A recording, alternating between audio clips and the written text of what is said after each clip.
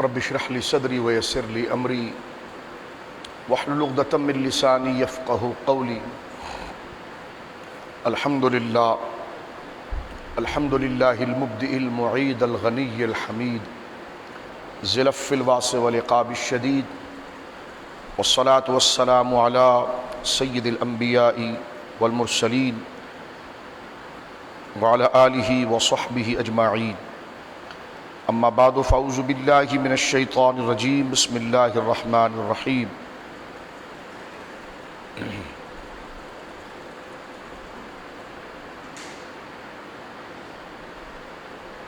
يا أيها الذين آمنوا اذكروا الله ذكرا كثيرا. آمنت بالله صدق الله العظيم. وقال النبي صلى الله تعالى عليه وسلم: يا أيها الناس لا تتمنوا لقاء العدو. يا أيها الناس لا تتمنوا لقاء العدو واسألوا الله العافية، فإن لقيتم العدو فاصبروا واعلموا أن الجنة تحت ظلال السيوف. آمنت بالله صدق الله العظيم، أو كما قال عليه الصلاة والسلام. ببركة إن الله ملائكته يصلون على النبي يا أيها الذين آمنوا صلوا عليه وسلموا تسليما. اللهم صل على سيدنا وحبيبنا ومولانا محمد وبارك وسلم صلاة وسلاما عليك يا سيدي يا حبيبي يا رسول الله. كلهم من رسول الله ملتمس غرفا من البحر أو رشفا من الديم، منزه عن شريك في محاسنه فجوهر الحسن فيه غير منقسم. ثم الرضا نبي بكر وعن عمر وعن علي وعن عثمان ذي الكرم. مولاي صل وسلم دائما سرمدا على حبیبک خیر الخلق کلہم. اللہ کی حمد و ثنا نبی محترم، نبی معظم، باعث تخلیق ارض و سما صلی اللہ علیہ وآلہ آلہ وصحبہ وبارک وسلم کی بارگاہ مقدسہ میں انتہائی محبت و عقیدت کے ساتھ درود و سلام پیش کرنے کے بعد، تمام تعریف اللہ وحدہ لا شریک کے لیے ہے.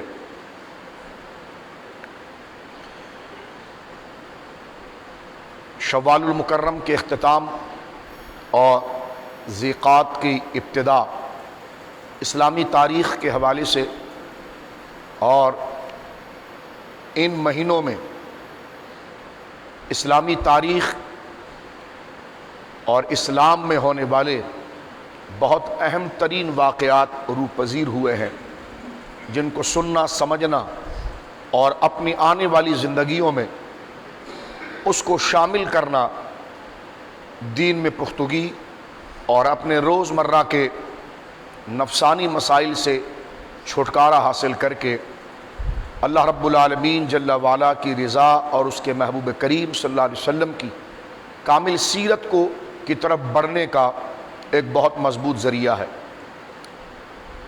شوال المکرم کے اختتام پر ہونے والے اہم ترین واقعات میں غزوہ خندق، یہ بہت اسلام کا ایک تاریخی واقعہ اور اسلامی تاریخ کے اندر اسے بہت بلندی پر، بڑی اہمیت پر رکھا جاتا ہے. ہم نے سے قبل غزوہ خندق کے اسباب اور یہ کیوں منعقد ہوا، اس پر ایک طویل نشست ہم نے گزشتہ دنوں اس مسجد میں اہتمام کے طور پر کی، لیکن اس میں چند چیزیں جو قابل غور ہے اس کو احباب کے اصرار پر ہم نے جمعۃ المبارکہ کی طرف منتقل کیا ہے.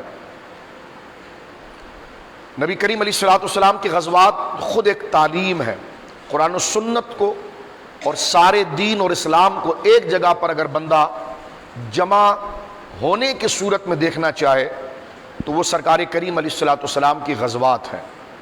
یعنی اللہ رب العالمین نے آپ کو ایسی بے نظیر و بے مثال طبیعت اور سیرت عطا فرمائی کہ جو آپ کی جنگیں ہیں اس میں امن ہے، اس میں تعلیم ہے، اس میں اصلاح ہے.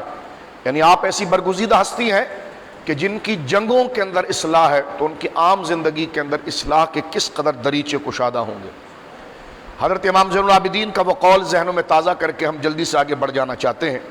سرکار سید السجاد امام زین العابدین ابن حسین رضی اللہ تعالیٰ عنہما اس بات کو ارشاد کرتے ہیں، مریض کربلا، آپ فرماتے ہیں کہ جب ہم اپنے بچپن میں اپنے مدارس کے اندر اپنی ابتدائی تعلیم کو حاصل کر رہے تھے تو اس وقت ہمارے اساتذہ ہمیں دینی اسباق کے ساتھ ساتھ جو ہمارا دینی درس تھا، جو قرآن ہم پڑھتے تھے، جو حفظ کرتے تھے، اور جو ہمارے دینی تعلیمی مشاغل تھے، تو فرمایا جس طرح قرآن کی آیات اور سورتوں کو ہمارے اساتذہ ہمارے لیے زبانی یاد کراتے تھے، اسی طرح سرکار کی جنگیں، سرکار کی غزوات اور سرکار کی مغازی اور اس کے واقعات کو ہمارے اساتذہ ہمارے لیے ایسے اس کو یاد کراتے تھے جیسے قرآن کی سورتوں کو یاد کرایا جاتا ہے۔ یہ حضور سید عالم صلی اللہ علیہ وسلم کے غزوات کی اہمیت اور قدر ہے۔ غزوات محض ایک قصہ نہیں، ایک قصہ ماضی نہیں، معاذ اللہ کوئی قصہ پارینہ نہیں کہ جو گزر گیا اور اس کو بھلا دیا جائے، بلکہ سرکار دو عالم صلی اللہ علیہ وسلم کی سیرت اور بالخصوص آپ کی سیرت میں غزوات کا جو موضوع ہے یہ تا قیامت تک مسلمانوں کے لیے ایک روشن مینار، ایک تہذیب کا خوبصورت طریقہ، عمل کا سلیقہ، اور اپنی زندگی کے اندر فسادات اور اپنی معاشرت اور اپنی سوسائٹی کو درست کرنے کے لیے اور اپنے آپ کو درست کرنے کے لیے اپنے دوستوں سے کس قسم کے معاملات رکھنے ہیں، اور جب خدا کے دشمن یا اسلام پر ایسے ایشوز آ کر کھڑے ہو جائیں جو اسلام کے بالکل خلاف ہیں، جو ہر وقت اسلام کے مسلمانوں کے سروں پر منڈلاتے رہتے ہیں، تو اس وقت مسلمان کس استقامت کے ساتھ اور کس حکمت کے ساتھ ان چیزوں کو گویا کہ حل کریں، ان تمام تفصیلات کا جواب ہمیں صرف حضور کی غزوات میں ملتا ہے۔ کاش امت دوبارہ اٹھ کر حضور کی غزوات کا مطالعہ کریں۔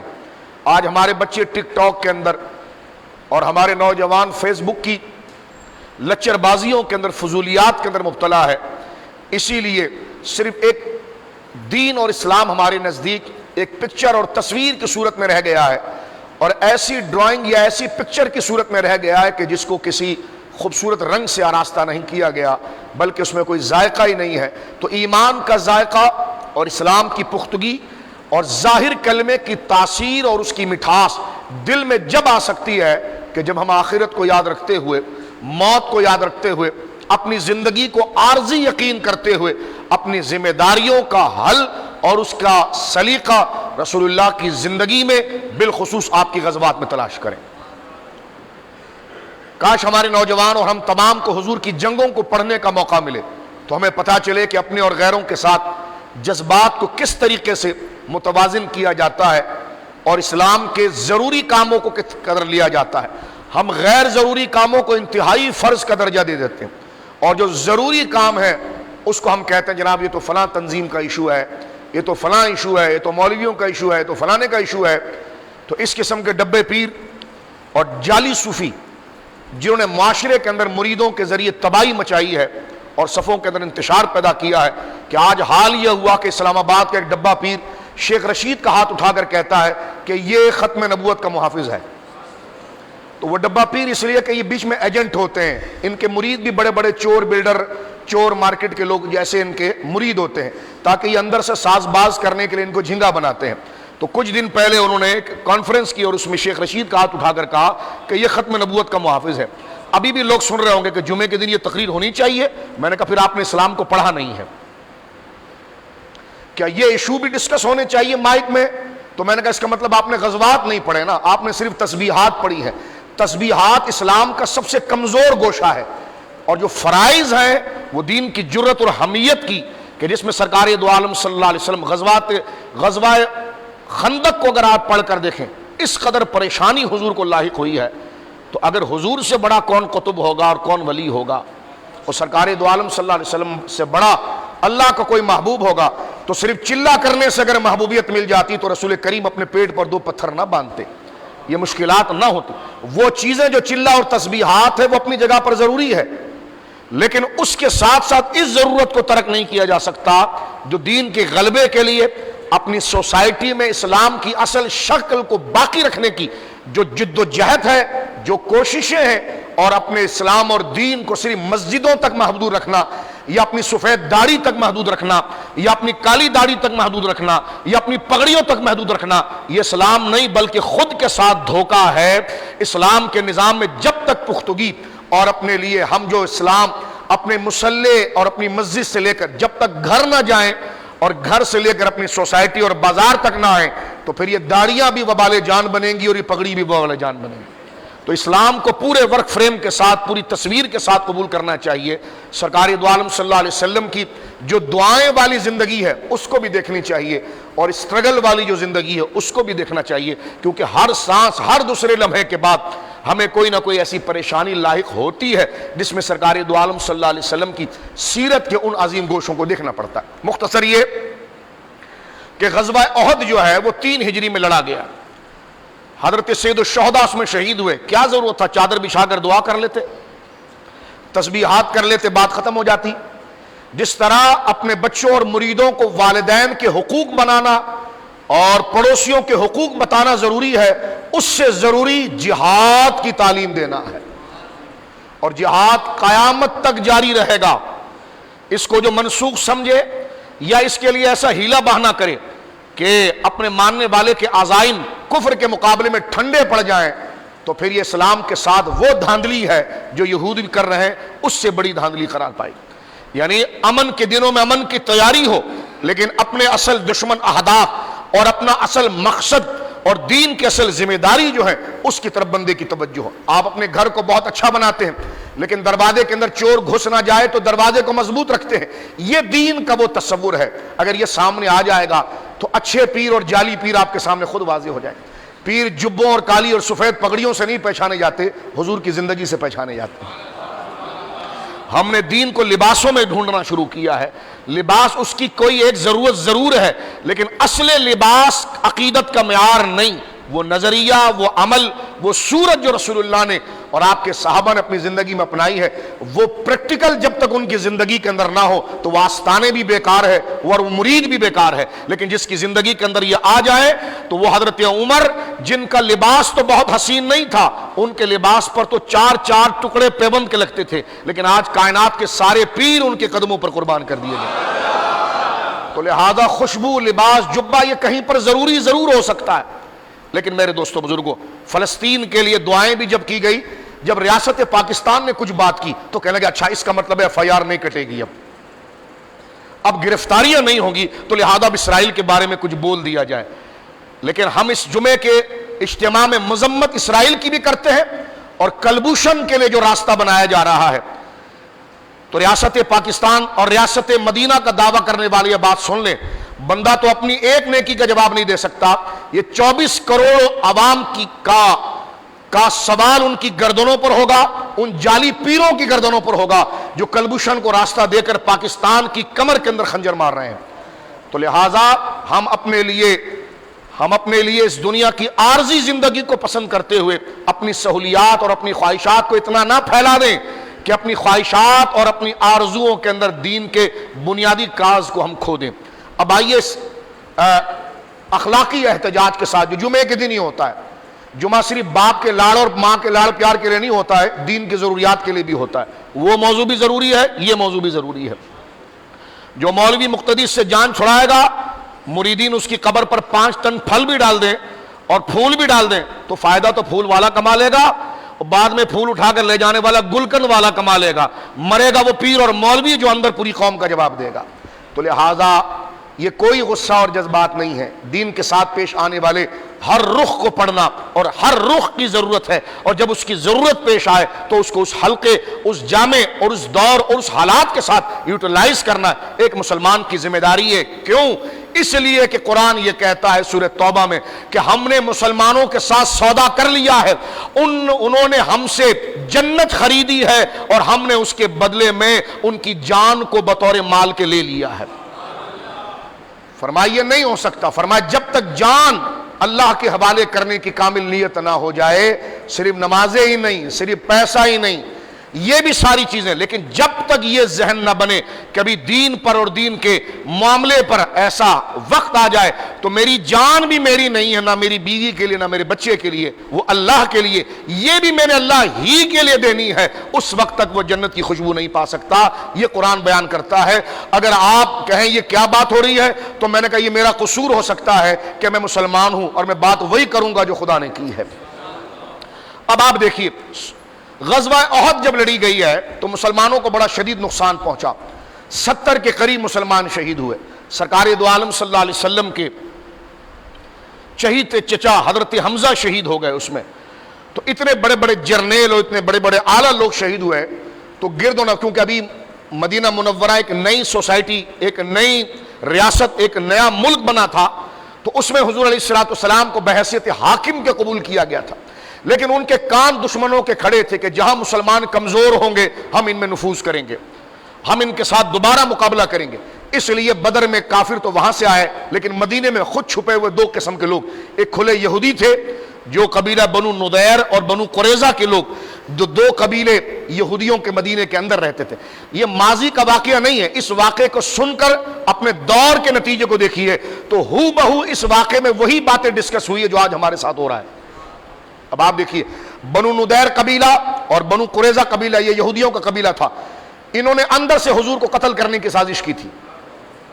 بنو نضیر نے حضور کو قتل کرنے کی سازش کی۔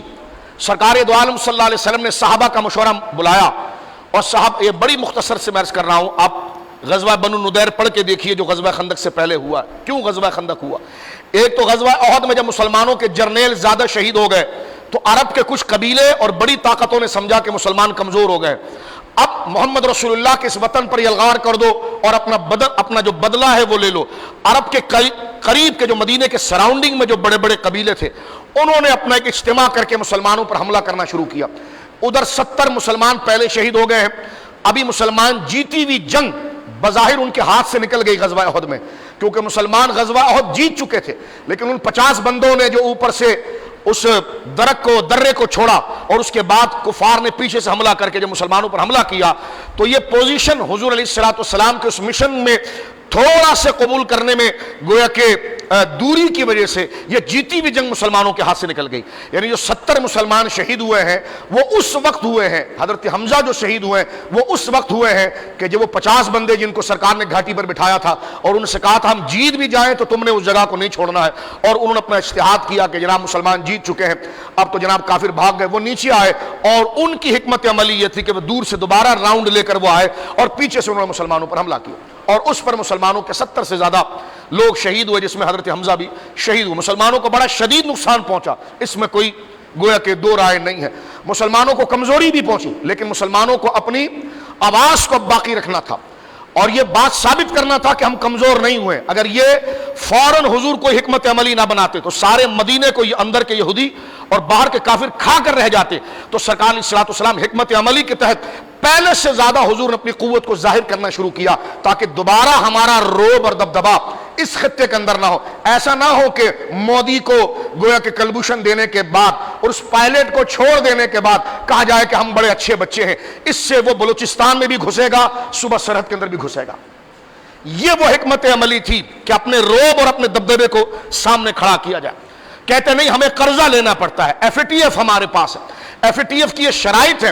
میں نے کہا قرضہ گزشتہ دنوں جو قومی اسمبلی کے اندر ہوا، کروڑوں روپے لگا کر ایک قومی اسمبلی کا سیکشن ہوتا ہے، اس میں کتابیں ایک دوسرے کو ماری گئی، گندی اور فحش گالیاں دی گئی، لیکن غصہ مولویوں پر ہے، غصہ ختم نبوت والوں پر ہے۔ بڑے بڑے بال عمران خان کی ٹیم کے تہذیب یافتہ لوگ جو عمران خان کو اپنا باپ سمجھ کر تہذیب سمجھتے ہیں، گندی فحش گالیاں دی، کوئی ایف آئی آر کٹی، چیف جسٹس صاحب نے کوئی نوٹس لیا، کوئی ایجنسیاں حرکت میں آئی، کوئی 4 شیڈول بنا، تو یہ کیا کر رہے ہو؟ اس ظلم کی سزا پھر زلزلے ہوتے ہیں، اس ظلم کی سزا پھر قحط سالی ہوتی ہے، اس ظلم کی سزا پھر کرونا جیسے عذاب ہوتے ہیں کہ جب قوم کو انصاف نہیں ملتا۔ کیا فائدہ ان قومی اسمبلیوں کا جس میں فحش گالیاں دے کر ایک دوسرے کے منہ پر اتنی موٹی موٹی کتابیں ماری جائیں جس پر اللہ کا نام بسم اللہ الرحمن الرحیم نحمدہ ونصلی علی رسول الکریم لکھا ہوا تھا۔ آج صرف لالی پاپ دینے کے لیے پنجاب اسمبلی میں تم نے ختم نبوت کا نام لکھ دیا ہے، تو مسلمان تمہارے سے لالی پاپ سے خوش نہیں ہوں گے جب تک اپنے اس دامن کرم سے اس گندے قادیانیوں کو نوچ کے پھینکو گے نہیں۔ ختم نبوت کی آیت، میں انگلینڈ درجنوں دفعہ گیا، بلکہ 12-15 سال میں انگلینڈ جاتا رہا۔ انگلینڈ میں قادیانیوں کو جو چینل ہے ایم ٹی وی، دیکھنا نہیں آپ نے، صرف بتا رہا ہوں، ان کا جو پرائیویٹ مذہبی چینل ہے ان کے مذہب کے اعتبار سے، جو ان کا دقیانوس دین ہے اقلیت کا، ایم ٹی وی کا لوگو ہے ایم ٹی وی۔ میں 1 سال تک وہاں پر مختلف درجے میں رہا اور میں ان کے ٹی وی کو دیکھتا رہا۔ میرے جیسا آدمی جو پڑھتا پڑھاتا ہے، میں نہیں پکڑ پایا کہ یہ قادیانی ہندوؤں کا چینل ہے یا مسلمان کا چینل ہے۔ قرآن کی آیات چل رہی ہیں، ان کا لوگو، یہ بڑی قیمتی بات میں کر رہا ہوں، یہ ابھی دیکھیے فیس بک پر میرے لیے شادی شروع کر دیں گے کیونکہ میں اندر کی بات بتا رہا ہوں آپ کو۔ باقاعدہ ایم ٹی وی کا جب لوگو آتا ہے تو ایک گلوبل بنا ہوا تھا، اس گلوبل پر آیت چلتی ما کان محمد ابا احد من رجالکم ولکن رسول اللہ وخاتم النبیین۔ تو تم نے پنجاب اسمبلی میں خاتم النبیین لکھ کر کیا کام کر لیا؟ وہ تو قادیانی خود اپنے چینل پر خاتم النبیین کی آیت چلاتا ہے، لیکن معنی اس سے کیا لیتا ہے؟ خاتم النبیین کا معنی کہ آخری نبی لیتا ہے یا افضل نبی لیتا ہے اور مرزے کو اندر داخل کرتا ہے۔ تو یہ پالیسیاں اختیار نہ کریں۔ قادیانیوں کے لیے جو آپ لوگوں نے راستے بنا رہے ہیں، نصاب میں گھسا رہے ہیں، حج کی پالیسیوں میں گھسا رہے ہیں، وزارتیں ان کو دے رہے ہیں، آپ اگر دیتے بھی ہیں تو بحیثیت غیر مسلم کے دیجئے، مسلمان کے مت دیجئے۔ اس اسٹیٹ کو ہم قادیانی اسٹیٹ بننے نہیں دیں گے، یہ مسلمانوں کا اسٹیٹ ہے۔ غزوہ خندق ہمیں یہ کوئی جذباتیت سیاست نہیں، اگر میں یہ بات نہ کروں تو میری نماز کا فائدہ کیا ہے؟ میرے کلمہ پڑھنے کا فائدہ کیا ہے؟ میری بزرگی کا فائدہ کیا؟ میرے گویا کے سحری کرانے کا، افطاری کرانے کا، حاجی صاحب کہلانے کا، سفید داڑھی رکھوانے کا، ختم خواجگان و قادریہ کرنے کا، پیری مریدی کرنے کا، تبلیغ میں جانے کا فائدہ کیا ہے کہ جب دین کی اساس اور بنیاد نبی پاک کی عزت ہی پر حملہ مار دیا جائے تو پھر ان مسجدوں کا فائدہ کیا باقی رہتا ہے؟ ہم اپنا حق مانگ رہے ہیں، دھاندلی نہیں کر رہے ہیں، ہم اپنا حق مانگ رہے ہیں، کسی کے حق میں دست درازی نہیں کر رہے، دہشت گردی نہیں کر رہے۔ ہم ہندو سے نہیں لڑتے، ہم سکھ سے نہیں لڑتے، ہم عیسائی سے نہیں لڑتے، اس لیے کہ سب کی الگ الگ آئیڈینٹی ہے، لیکن آئیڈینٹی جب الگ الگ، یہی اصل حریت ہے۔ میں آپ کے مکان کی تختی ہٹا کر اپنا نام لکھ دوں تو بحیثیت امام ہونے کے باوجود آپ مجھ سے جھگڑا شروع کر دیں گے، کیونکہ میں نے آپ کی شناخت پر ہاتھ لگایا۔ تو مسلمان ہونا یہ ہماری شناخت ہے، قادیانیت کی نہیں ہے۔ قادیانی خود کو غیر مسلم تسلیم کر لیں، ہم ان کے خلاف ایک جملہ نہیں بولیں گے۔ جیسے ہندوؤں کے مندروں کے بارے میں ہم کچھ نہیں کہتے کہ ان کو ریاست کے اندر آزادی ہے اور یہ ریاست پاکستان ہے، لیکن جو سازشیں چھوٹے نہیں بڑے کر رہے ہیں، بڑے، مجبور نہ کریں کہ ہم منہ پر نام لیں تمہارا، یہ بڑے کر رہے ہیں اور ان کو مسلمان بنا کر نفوذ کر رہے ہیں۔ تو یہ جان ہماری ریاست کے لیے نہیں ہے، رسول اللہ کے لیے ہے۔ یہ ریاست رسول اللہ کے لیے ہے اور خدا اس کو قائم رکھے گا۔ اور یحییٰ خان جیسے شرابی آ کر قبر کے اندر دفن ہو گئے، یہ ریاست پھر بھی اسی طرح کھڑی ہے۔ لیکن ہم یہ کہنا چاہتے ہیں کہ غزوات کو پڑھا جائے اور اپنے جذبات کو صحیح رخ پر لایا جائے۔ آپ اتنے زور سے بھی بات کرتے ہیں، میں نے کہا کبھی میٹھا بولنا اخلاق ہے، کبھی زور سے بولنا اخلاق ہے۔ یہ دونوں صورتیں سامنے رکھنا میرے دوستو بزرگوں لازم اور ضروری ہے۔ جس طریقے سے دائرہ کسا جا رہا، آج ایف ٹی ایف کا پیسہ یا ورلڈ بینک سے قرضے کا پیسہ سب سے زیادہ ہمارے وزیر حکمران عمران خان کی پارٹی اور سیاستدان کھاتے ہیں۔ غریب کو وہی گٹر کا پانی مل رہا ہوتا ہے، وہ پانی کی لائن میں گٹر کا پانی آ رہا ہوتا ہے، بجلی اس کی معطل ہوتی ہے۔ تو ملک کے لیے تم نے قرضہ لیا تو اس سے ہمارا کیا فائدہ ہوا؟ فائدہ تو تمہارا ہوا۔ کوئی 300 ارب میں پکڑا گیا، پھر جوڑ توڑ کیا تو 2-4 دن اس کو جیل میں رکھا اور پھر اس کی شراب شہد بن گئی، پھر دوبارہ وہ ہمارا وزیر بن کر ٹی وی پہ ڈکٹیٹ کر رہا ہے۔ 300 ارب کس کے تھے؟ قوم کے تھے۔ تو تمہارا نہ لو قرضہ، نہیں چاہیے قرضہ، نہیں چاہیے پختہ سڑکیں۔ پختہ سڑکوں کے نام پر تم 1000 دفعہ قرضہ لیتے ہو، ایک دفعہ سڑک بناتے وہ بھی کچی اور آدھی۔ تو جب ہم نے رہنا ان کچی سڑکوں پر ہے تو تم ہمارا بہانہ کر کے یہودیوں سے قرضہ لے کر اس ملک کو قادیانیوں کے ہاتھ پر کیوں بیچتے ہو؟ خدا را اپنی زندگی باقی رکھو، اپنے اندر یہ حیات باقی رکھو۔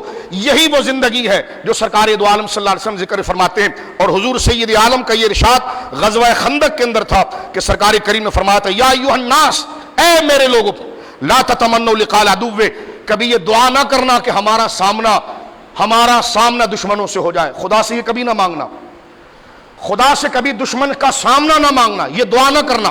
فرمایا لیکن واسألوا العافیہ، اللہ سے عافیت مانگنا،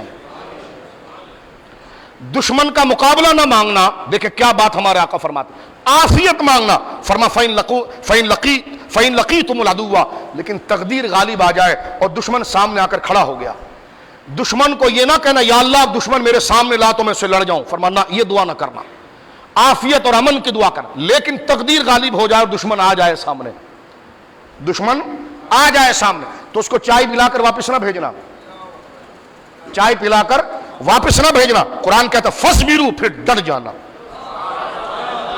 پھر نظریے پر ڈٹ جانا.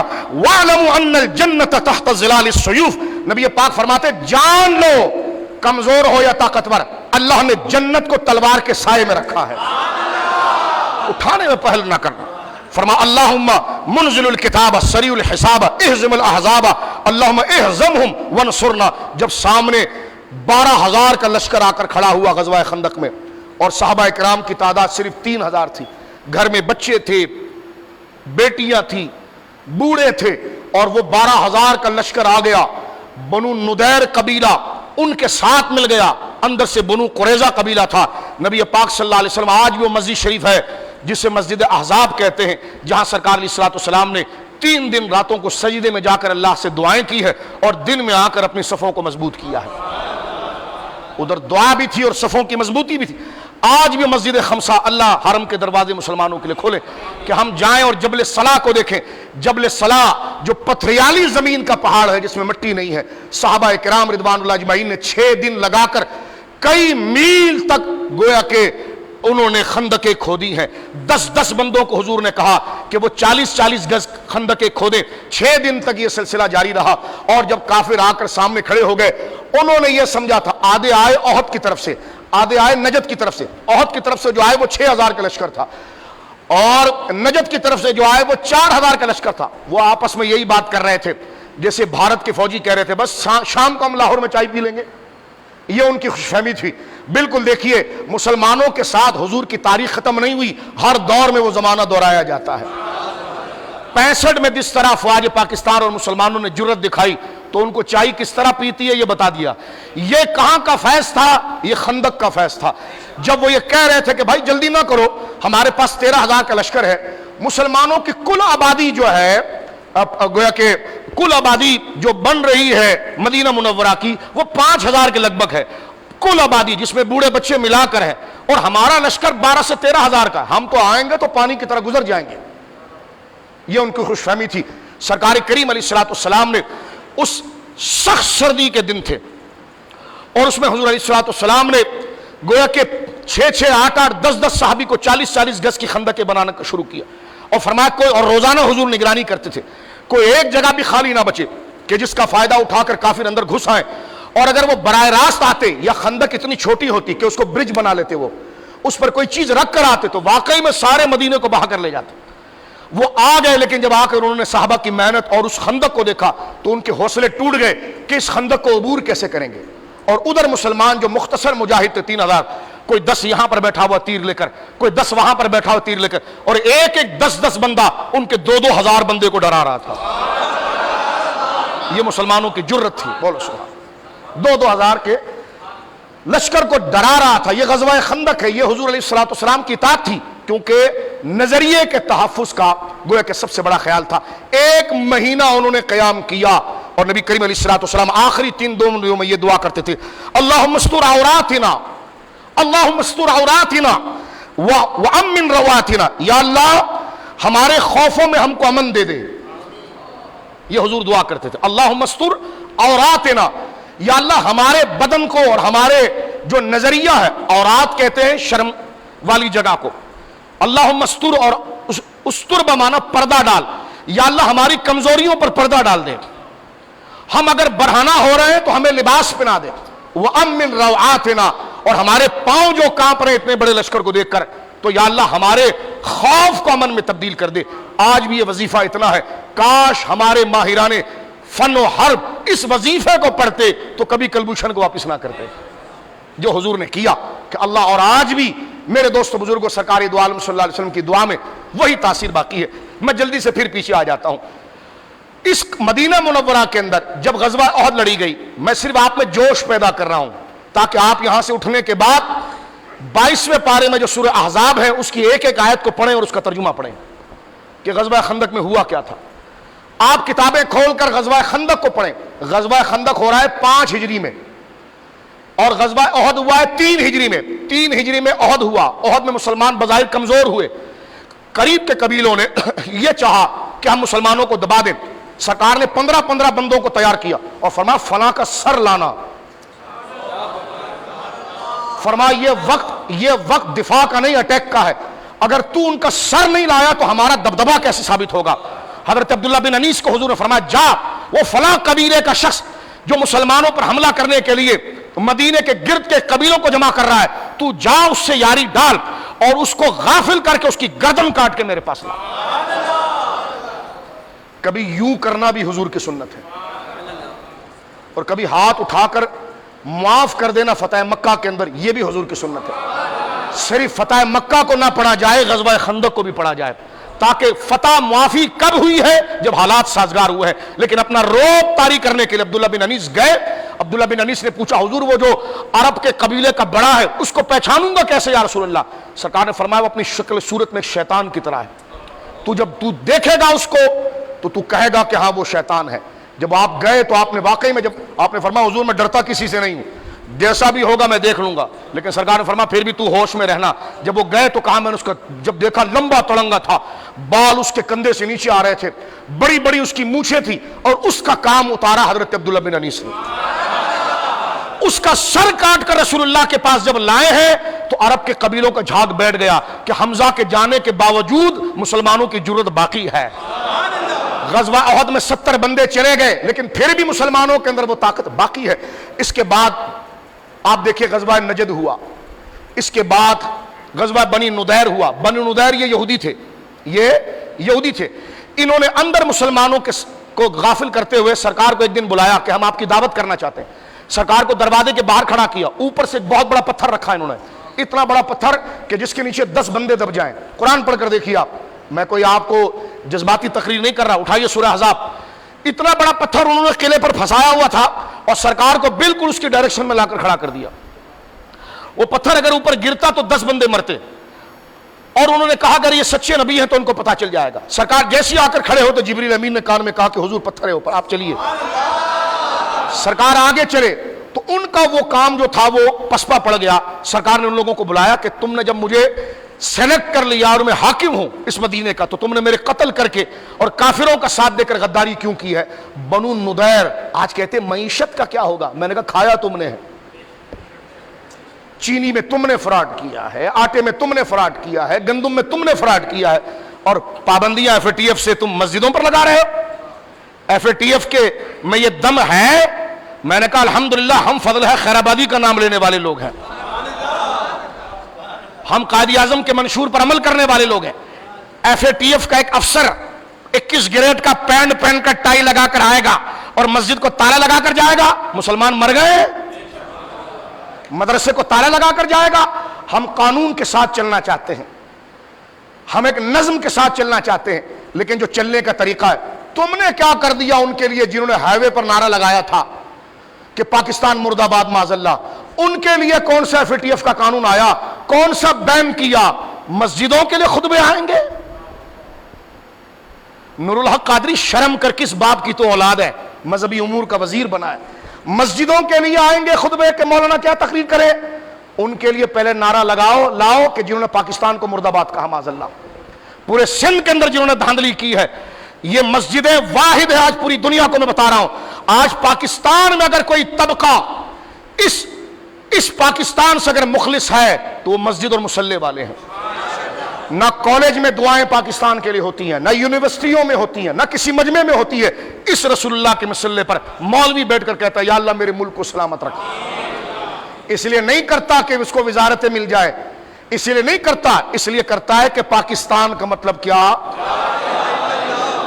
دستور ریاست FATF نہیں ہوگی, دستور ریاست کیا ہوگا, محمد الرسول. توجہ ہے آپ کی. تو کچھ ہوش رکھیں, اپنے اندر تحریک رکھیں. ارے آج تو دور ایسا ہے جناب, آپ ووٹ دیں یا نہ دیں ڈبے بھر جاتے ہیں. یہ علی زیدی کی اوقات تھی کہ ہمارے علاقے سے الیکشن جیت جائے. اس کا تھوپڑا کسی نے دوراجی میں دیکھا ہے آج تک؟ یہ ہمارے علاقے کا MNA ہے نا, میں سیاسی تقریر نہیں کر رہا. ایک تو ہے شیعہ مردود, ایک بات.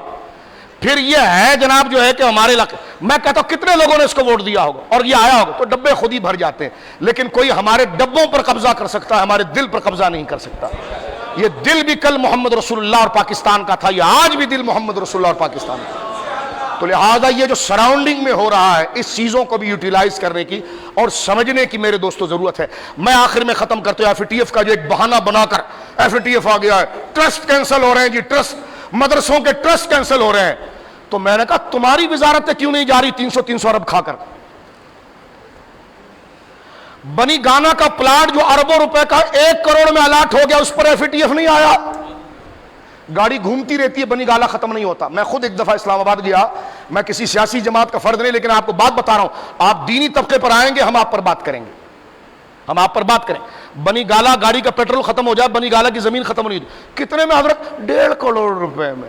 ہمارے دراجی میں 1.5 کروڑ میں سڑا ہوا فلیٹ ملتا ہے، جس کو بنانے میں 50 لاکھ روپے لگ جائے۔ آپ کو توجہ ہے؟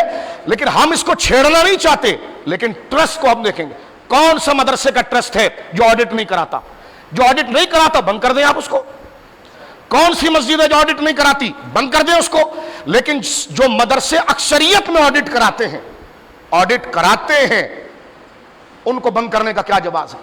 تنظیمات کو توڑا جا رہا ہے، لو تم بھی جناب جو ہے کہ وہ بورڈ لے لو، تم بھی جو ہے بورڈ لے لو، تم بھی بورڈ لے لو۔ یہ بورڈ تھالی میں جو بٹ رہا ہے نا، تو ذرا ہوش رہنا، یہ جو ایک اجتماعیت اور جمعیت ہے، اس کو توڑ کر اگر راج کرنا ہے، لیکن ہم پہلے بھی اجتماعیت کے ساتھ تھے، اب بھی اجتماعیت کے ساتھ۔ آج کل بورڈ بٹ رہے ہیں جی، بورڈ بٹ رہے ہیں، آپ بورڈ لے لیں، آپ بورڈ لے لیں، آپ بورڈ لے لیں، آپ بورڈ لے لیں، الگ ہو جائیں، الگ ہو جائیں، اپنی اپنی دکانداریاں کریں۔ میں نے کہا اس کا کچھ حساب بھی ہوگا، یہ جمعیت ٹوٹے گی، آواز میں کمزوری آئے گی، اس کا فائدہ کسی اور کو نہیں، اس کا نقصان اسلام کو پہنچے گا، اس کا نقصان اسلام کو پہنچے گا۔ اب آپ دیکھیے بات کو ہم ختم کرتے ہیں موجودہ، کیونکہ میں کرنٹ ایشوز پر غزوہ خندق کو لا کر کھڑا کر رہا ہوں، اس میں معجزات بھی ہوئے ہیں۔ سرکار نے حضرت جابر کی ایک ہانڈی کے کھانے کو، جس میں 30 بندے کھا سکتے تھے، اپنا لعاب ڈالا تو 1000 کے برابر ہو گیا۔ عبداللہ بن رواحہ کے 12 کھجور پر حضور نے اپنا لعاب لگایا تو 3000 بندوں نے کھایا۔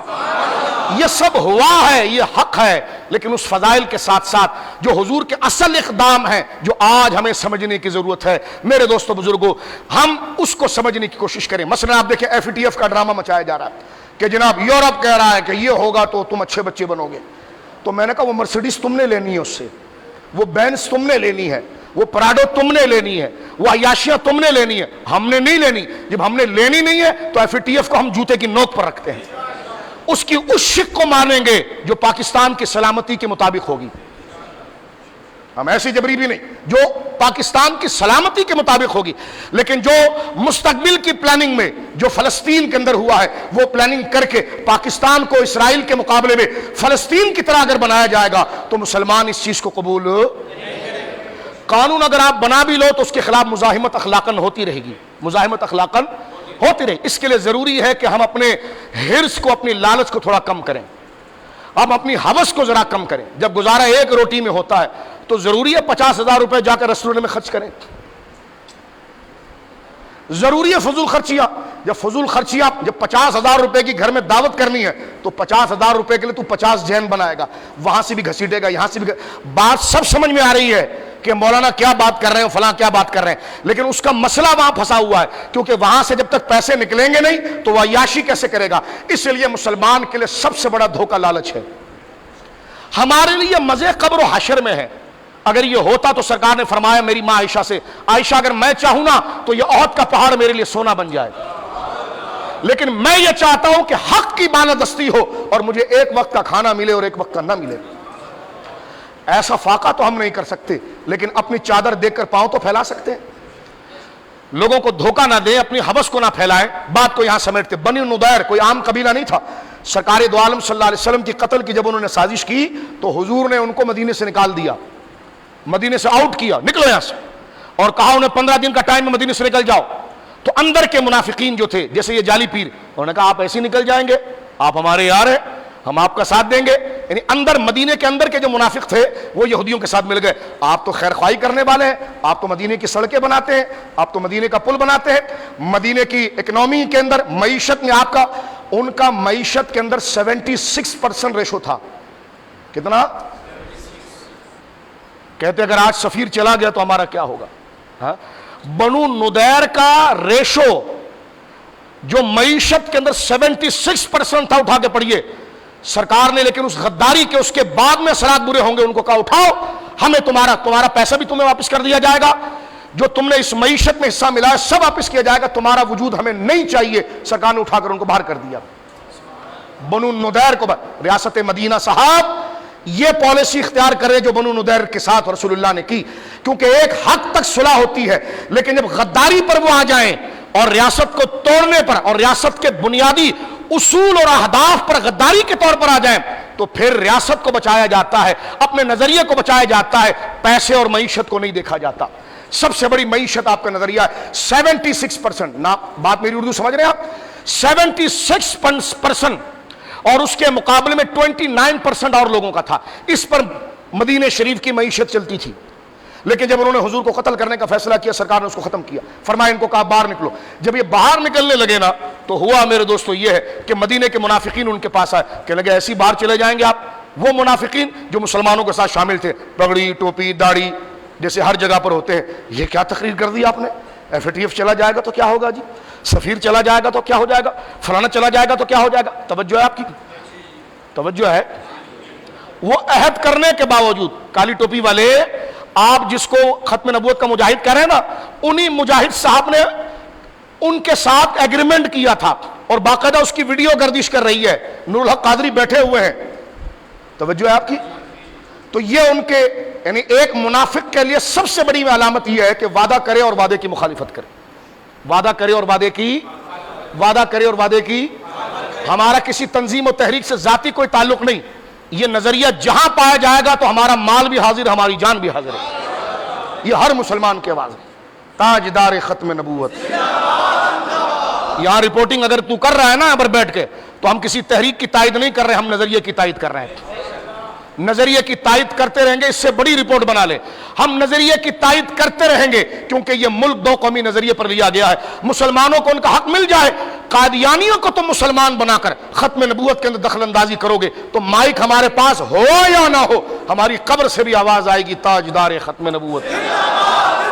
یہ مسلمان کی غیرت کا تقاضا ہے، یہ کسی جوش، کسی بیجا جوش و جذبات کی بات نہیں ہے، یہ ہر مسلمان کی داڑھی پگڑی نماز کا تقاضا ہے۔ اگر بیٹی پیدا کیا ہے تو پھر اس کی عزت و عصمت کی حفاظت اس باپ کا تقاضا ہے، اگر کلمہ پڑھا ہے تو رسول اللہ کی عزت کی محافظت اس امتی کا تقاضا ہے۔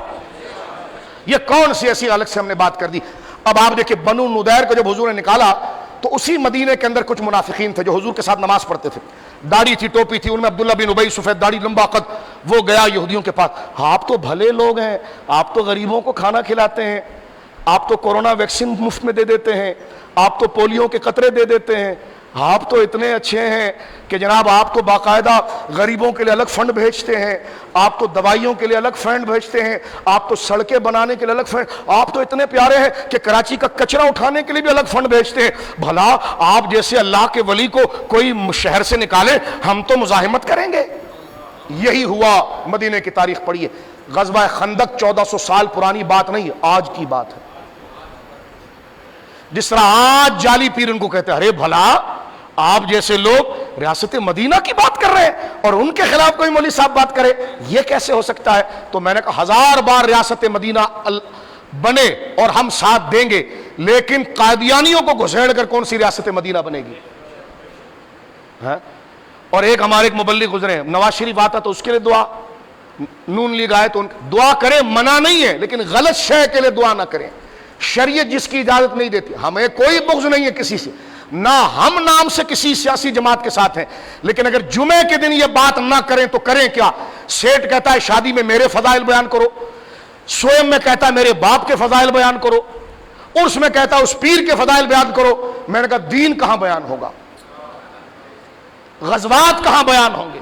خندق کہاں بیان ہوگی؟ لے لو یہ مسلح ہم سے، ایسے پھر ہم نے نہیں آنا کہ جہاں دین کو بیان کرنے میں قدغن ہو، دروازے پر آپ کر 21 گریڈ کے آفیسر آئیں گے اور وہ چیک کریں گے مسجد کو۔ میں نے کہا آڈٹ نہ ہو تو مدرسہ بند کر دینا، آڈٹ ہو اور اسلامی تعلیم کے مطابق ہو اور جس میں جہاد کی بھی تعلیم دی جا رہی ہو، کیونکہ جہاد کا ذکر قرآن کے اندر ہے۔ تو ایک ٹائی لگا کر کھڑے ہو کر پیشاب کرنے والا آ کر مسجدوں کو ڈیل کرے گا، اور ایف اے ٹی ایف کا وہ بندہ آ کر 21 گریڈ کا آفیسر ٹرسٹ کو چینج کر کے بات کرے گا؟ ہم اس پر اخلاقی بات کرنا چاہ رہے ہیں، اخلاقی احتجاج کرنا چاہ رہے ہیں کہ اس میں وہ صورت نکالیے جو ریاست پاکستان کے لازم ہے۔ ہم فسادی نہیں، نہ فساد کو چاہتے ہیں نہ انتشار کو چاہتے ہیں، آپ کی یہ پالیسی انتشار پیدا کرے گی۔ ہم تو آواز کو بلند کر کے آپ کو بتا رہے ہیں کہ خطرہ گھر تک آ چکا ہے، وہ سانپ آ گیا ہے اور آپ اس کو اپنا دوست سمجھ رہے ہیں۔ بنو نضیر کو جب حضور نے نکالا اور کسی شے کی پرواہ حضور نے نہیں کی، انہوں نے جا کر مکہ کے کافروں کے ساتھ وہ مل گئے اور مکہ کے کافروں کے ساتھ مل کر 13,000 کا لشکر بنا کر مدینے پر آئے۔ اور میں آپ کو آخری بات کہوں، صلح کلیت کیا ہوتی ہے؟ یعنی اپنی ہوس کے لیے سب کو ٹھیک کرنا۔ آخری جملہ سنیے، ایک تو یہ جملہ کہ بنو نضیر یہودی کا سب سے زیادہ پیسہ مدینے میں لگا ہوا تھا، سرکار نے پیسے کو نہیں دیکھا، ریاست کو دیکھا، ریاست پھر کھڑی ہو جائے گی۔ حالات اور ہوا ایسا کہ مدینے میں پھر پیسہ اتنا تھا کہ گلی میں بندہ چل نہیں سکتا تھا، سونے اور جیورات کے ڈھیر لگے ہوئے تھے۔ بندہ جب کہ مخلص ہو جائے، ہم سے یہ نہیں ہو سکتا، تو میں نے کہا استعفیٰ دو، چھوڑو، کسی اور کو آنے دو۔ کوئی آپ پر اللہ نے فرض کیا ہے کہ آپ ملک چلاؤ، نہیں چلا سکتے، چھوڑ دو، کوئی دوسرا آ جائے وہ گویا کہ چلے۔ اور اتنا آپ ہماری تقریر پر تنقید نہیں کر سکتے، آپ ہماری اس گفتگو کو حکومت کے خلاف نہیں سمجھ سکتے، یہ جمہوریت ہے، نقد کرنا ہمارا کام ہے۔ ہم اگر نقد غلط کر رہے ہو تو اس میں آپ ہم سے گفتگو کر سکتے ہیں، لیکن یہ بات ایسی نہیں اور کوئی گھر کی نہیں، یہ تو ٹیلی ویژن بھی شور مچا رہا ہے، یہ تو اخبارات بھی شور مچا رہے ہیں۔ تو لہٰذا اس ملک اس منبر پر ہی ہندوؤں کے خلاف تقریر کر کے پاکستان بنا تھا، تو اس منبر ہی پر پاکستان کے سازشوں کے خلاف بات کر کے پاکستان کو بچایا جائے گا۔ نہ کل وہ تقریر غلط تھی، نہ آج یہ تقریر غلط ہے، کل بھی وہ پاکستان کے لیے تھی، آج بھی یہ پاکستان کے لیے۔ لیکن حوث کی ایک بات میں عرض کروں، یہودی تھے تو اہل توحید ہی نا، خدا کو تو مانتے تھے، حضور کو تسلیم نہیں کرتے تھے، مسلمان تو نہیں ہیں لیکن وہ اللہ کو تو ایک مانتے تھے۔ یہ دوڑے دوڑے گئے میرے دوستوں بزرگوں مکہ اور کہنے لگے دیکھو ہمیں نکال دیا محمد رسول اللہ نے صلی اللہ علیہ وسلم، مدینے سے نکال دیا۔ اب ان کے اندر ایک غصہ تھا، انہوں نے کہا ہمارا جتنا پیسہ ہے نا سب تمہیں دے دیں گے، سب دے دیں گے۔ اور ابو سفیان اس وقت گویا کہ سردار تھے، انہوں نے کہا اتنی مہربانی کیوں ہے؟ انہوں نے کہا ہمارے جس طرح ذلیل کر کے نکالا گیا نا، ہمارے اندر غصہ ہے، ہمارا سارا پیسہ تم لو لیکن مارو مدینے والوں۔ انہوں نے کہا کچھ اعتماد تو دلا دو، آدھے رستے میں بھاگ نہ جاؤ، کیونکہ تم یہودی ہو، ہم مشرک ہیں، کل تک تم ہمیں مشرک کہتے تھے، بتوں کو پوجنے والا کہتے تھے، تو تم تو یہودی ہو، تم اور مسلمان ہو تو ایک ہی، کیونکہ آسمانی دین کو مانتے ہو۔ ہمیں کیا پتا، ابو سفیان کہنے لگے ہمیں کیا پتا کہ آدھے راستے میں چلتی بس سے اتر جاؤ، یعنی راستہ چھوڑ دو تم اور ہم پھنس جائیں۔ انہوں نے کہا کیا اعتماد چاہیے، چلو ہم آپ کے ساتھ چلتے۔ خانہ کعبہ کے اندر آئے، جس خانہ کعبہ کو یہودی مانتا بھی نہیں تھا، لیکن حضور کے بغض میں جمع ہو رہے ہیں۔ خانہ کعبہ میں آ کر غلاف کو پکڑا اور کافروں کو پکڑوایا، اور خانہ کعبہ کے غلاف کو پکڑ کر ہم قسم کھاتے ہیں کہ قریش کا ساتھ نہیں چھوڑیں گے جب تک مدینے کے وجود کو ختم نہیں کر دیں۔ یہ اپنی غرض کے لیے یہودیوں کا معاہدہ ہو رہا ہے ہندوؤں کے ساتھ۔ کس کے ساتھ؟ اب غور سے سنیے، ابو سفیان نے کہا ہمارا دل اب بھی بس نہیں کرتا، کچھ اور دو، ڈو مور، کچھ اور دو تاکہ پتا چلے کہ تم ہمارے ہو۔ انہوں نے کہا جی کیا چاہیے؟ کہا جس بت کو ہم سجدہ کرتے ہیں نا، یہودیوں سے کہا ان بتوں کو تم سجدہ کرو تاکہ ہمیں پتا چلے کہ دل سے تم مسلمانوں سے نفرت کرتے ہو اور ہمارے۔ تو ایک دوسرے کا منہ دیکھنے لگے، کیونکہ وہ تو سجدہ اللہ کو کرتے تھے، وہ تو شرک کے خلاف تھے، لیکن حضور کے بغض میں اللہ اکبر یہود کی تاریخ کا یہ سیاہ دن تھا، جس کو آج بھی یہود کے مفکرین لکھتے ہیں کہ ہمارے لیے یہ تاریخ کا انتہائی سیاہ دن تھا، جس دن ہمارے یہودی ملاؤں نے محمد رسول اللہ کے بغض میں کافروں کے ساتھ مل کر بتوں کو سجدہ کر دیا۔ صرف اس بات کو بتانے کے لیے ہم تمہارے ساتھ ہیں۔ دیکھ رہے ہیں آپ، آج دبئی کی ریاست مودی کو خوش کرنے کے لیے مندر بھی بنا رہی ہے، ان کے ساتھ معاذ اللہ بھجن بھی پڑھ رہی ہے۔ صرف ہماری عیاشی کو نہ چھیڑو، بتاؤ بنو نضیر کا دور، غزوہ خندق کا دور لوٹ کر آیا کہ نہیں آیا؟ کون کہتا ہے حضور کے غزوات ماضی ہے؟ حضور کے غزوات ہر دور کے لیے ہے۔ لہذا مسلمانوں کو چاہیے دنیا کے نفع نقصان کو دیکھے بغیر اللہ کی رضا، رسول اللہ کی سیرت کو فالو کریں۔ یہ مختصر سی بات تھی، کیونکہ یہ غزوہ خندق کے دن ہے، یہ نہیں کہ میں بنا کر لایا ہوں، یہ نہیں کہ شاہ صاحب کوئی غصے میں ہے تو موضوع لے کر آئے، نہیں میرے دوستو، آپ تاریخ پڑھیے، انہی دنوں کے اندر یہ شوال کا آخر اور ذیقعد کا شروع، یہی وہ دن تھے جب سن 5 ہجری میں غزوہ خندق لڑا گیا اور رسول اللہ کے پیٹ پر 2 پتھر بندھے ہوئے تھے، اور اللہ رب العالمین کی مدد ایک مہینے کے بعد ظاہر ہوئی، اور ایسا طوفان آیا کہ سارے قریشیوں کو اور کافروں کو اٹھا کر پھینک دیا گیا، اور رسول اللہ نے فرمایا خوش ہو جاؤ، آج کے بعد کوئی کافر لوٹ کر یہاں پر نہیں آئے گا، بلکہ ہم خود ان کی طرف جائیں گے۔ کاش میرا نوجوان غزوات کو پڑھے، کاش میرا دوست غزوات کو پڑھے، سورہ احزاب کو پڑھے، ان آیات کو پڑھے۔ مسجدیں ہوتی ہی اس کے لیے ہیں۔ آپ کے ساتھ کیا ہو رہا ہے، کیا نہیں ہو رہا؟ ارے ہم کیا کر سکتے ہیں شاہ صاحب؟ میں نے کہا مردہ نہ بنو، کچھ نہیں کر سکتے تو کچھ جذبات تو رکھتے ہو نا، کچھ ہاں اور نہ تو کر سکتے ہو۔ ایسا کیا بے جان ہو جانا؟ قبر ہمارے سامنے کھڑی ہے، کورونا کے انجیکشن لگا کر جان بچا رہے ہو، تو جو ایمان ہے، کورونا تو دنیا میں پتہ نہیں وہ انجیکشن ہمیں فائدہ دے نہ دے، لیکن دنیا و آخرت کی فکر کر کے مصطفیٰ سے وفاداری اور مصطفیٰ کریم سے وفاداری اور دین سے وفاداری کے لیے تو یہ کہہ دو کہ مجھے ہر اس شخص سے نفرت ہے جو ختم نبوت سے دور ہے، مجھے ہر اس شخص سے نفرت ہے جو قرآن سے جہادی آیتوں سے نفرت کرتا ہے۔ میں اعلان کرتا ہوں کہ میری محبت بھی اللہ کے لیے ہے اور میری دشمنی بھی اللہ کے لیے ہے، لہذا اللہ کے حضور اپنی وفاداری اور غزوہ خندق کے 9 شہداء کی روحوں کو گواہ بنا کر ایک دفعہ ہاتھ اٹھا کر کہہ دیجئے تاجدار ختم نبوت، تاجدار ختم نبوت۔ اللہ اس ریاست پاکستان کو ان سازشوں سے محفوظ فرمائے۔ ان جوانوں کی دعاؤں کا صدقہ جو بارڈر پر کھڑے ہو کر رات رات دن دن اپنی آنکھوں کو پھاڑ کر کفر کی سرحدوں کو دیکھ رہے ہوتے ہیں اور اسلام کی سرحدوں کو بچا رہے ہوتے ہیں، اللہ ان کے جوتوں کا صدقہ اس ملک کو حفاظت عطا فرمائے، اس ملک کو ان غدار حکمرانوں سے محفوظ فرما دے، ہماری ہوس کو مولا کریم ہمیں کنٹرول کرنے کی توفیق عطا فرما دے۔ سوکھی روٹی کھائیں گے لیکن مصطفیٰ سے وفاداری کریں گے۔ ہمیں ایسے گھی کے پراٹھے FATF کے نہیں چاہیے کہ گھی کے پراٹھے کھا کر ہم رسول اللہ کی عزت کا سودا کر دیں۔ باپ کو اگر کوئی پیسہ دے دے تو اپنی بیٹی نہیں بیچتا، اپنی ماں نہیں بیچتا، اپنی بہن نہیں بیچتا، تو کہاں ماں کی عزت اور کہاں رسول اللہ کی عزت؟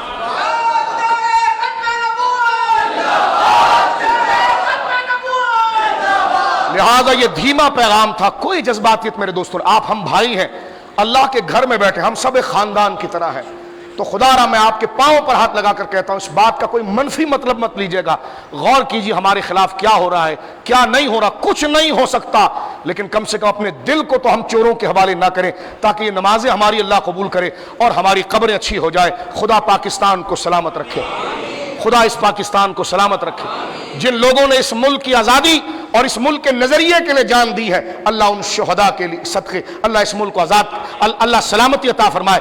یہ کوئی سیاسی تقریر نہیں ہے، کوئی تخریب کاری کی تقریر نہیں ہے، اس کو تخریب کاری وہی سمجھے گا جو بنو نضیر کا ذہن رکھتا ہوگا، جو بنو نضیر کا ذہن رکھتا ہوگا۔ اور سن لے، اس فلور پہ بیٹھا وہ چھوٹا ہے یا بڑا، جب تک ہم رہیں گے یہی بات کریں گے کہ اسلام زندہ باد، شریعت زندہ باد، جہاد زندہ باد، پاکستان۔